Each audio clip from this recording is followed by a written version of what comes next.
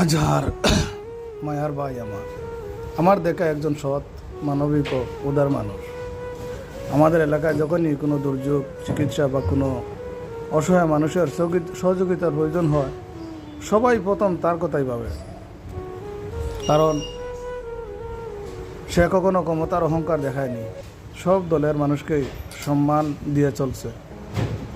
গত পরশু দিনকার জেলে যাওয়ার খবর শুনে খুব খারাপ লেগেছিল। সমাজের জন্য যারা কাজ করে ভাই, তারা মানবিক নেতৃত্ব দিতে পারে। তাদেরকে এমনভাবে হয়রানি করা আমাদের মানবিক চেতনাকেই প্রশ্নবিদ্ধ করে।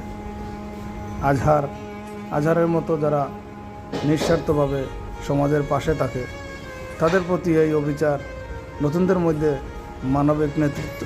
মানবিক নেতৃত্বের আগ্রহকেই শেষ করে দেয়। আজহারের নিঃশর্ত মুক্তি চাই।